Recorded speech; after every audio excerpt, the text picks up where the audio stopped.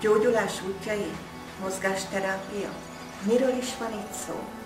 Nálunk a Gyógyulás útjai elektronikus magazin szerkesztőségében mindenkinek meggyőződése, hogy a hagyományos orvoslás és a gyógyszerszedés mellett még számos útja van a gyógyulásnak.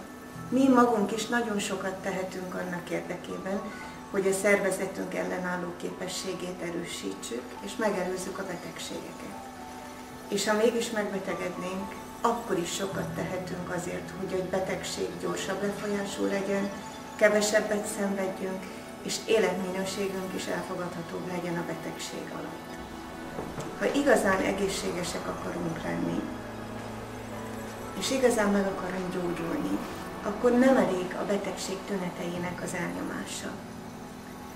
Teljes testünket és lelkünket egészségessé kell, hogy tegyük. Ez egy nagyon összetett folyamat, amivel beletartozik a helyes légzés, a helyes táplálkozás, a stresszmentes élet, és nem utolsó sorban természetesen a mozgás. A mozgásterápia Laurával sorozat videóin olyan programokat állítottunk össze, amelyek új felfogásban arra koncentrálnak, hogy egy-egy adott betegségben szenvedőknek milyen mozgásra van szükségük a gyógyuláshoz. Orvosaink gyakran tanácsolják, hogy tessék mozogni, de azt már ritkábban mondják meg, hogy hogyan mozogjunk, hol és mit csináljunk. Nagyon ritkán küldik a betegeket gyógytornászhoz. Igaz, hogy ebben a gazdaságilag nagyon nehéz helyzetben kevesen engedhetik meg maguknak a gyógytornász szolgáltatásait. És ha még anyagilag meg is engedhetnék, idejükben nem fér bele az, hogy hetente 2-3 alkalommal 1 órát gyógytornásszal töltsenek. A mozgásterápia Laurával videósorozattal mi otthonukba visszük a gyógytornászt. Olyan gyakorlatokat állítottunk össze, melyek könnyen megtanulhatók és különösebb felszerelés nélkül elvégezhetők. Minden programban van egy hosszabb, átfogó, 40-45 perces gyakorlatsor, mely testünk minden porcikáját átmozgatja. Ezt hetente 2-3 alkalommal ajánljuk, hogy elvégezzék. Az utóbbi évtized sportélettani kutatásai alapján a fizikai aktivitás jelentősége és szerepe nagymértékben felértékelődött számos krónikus betegség, így a diabétesz megelőzésében, kezelésében és az életminőség javulásában is. Hiszen a kezelések célja nem csak az élet megőrzése, hanem az életminőség javítása, a megélt évek tartalommal való megtöltése, melynek tényezője az aktív, mozgékony életvitel.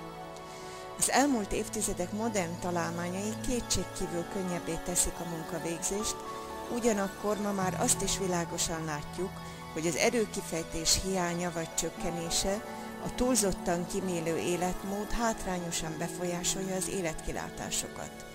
Az ülő, kevés mozgással járó életmód sok hátránnyal jár. Sajnos a legtöbb ember szabadidejét nem aktív testmozgással tölti legszívesebben.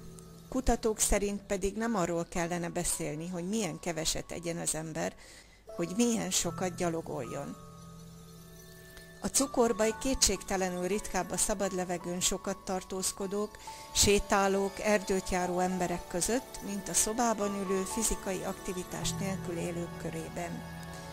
Nem kétséges, hogy a diabéteszt a fejlett civilizáció büntetésének tekinthetjük. A rendszeres tartós mozgást végzőknél jelentősen javul a szív-érrendszer állapota, a csontizom anyagcsere folyamatai, és a neurohormonális rendszer működése.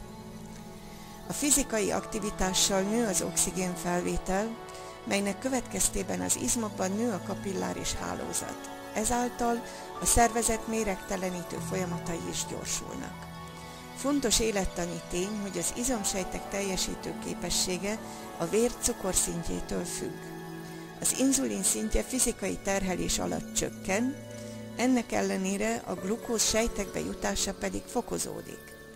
A rendszeres testmozgás hatására az izomrostok megvastagodnak, fokozódik a zsírégetés, javul az inzulinérzékenység, az izmok álló képessége, tehát az egészség megőrzésében fontos élettani folyamatok játszódnak le.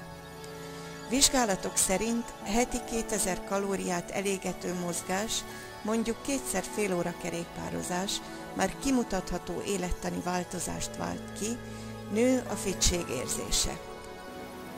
Tehát tetre fel, ne feledjék, egy kis mozgás senkinek sem árt.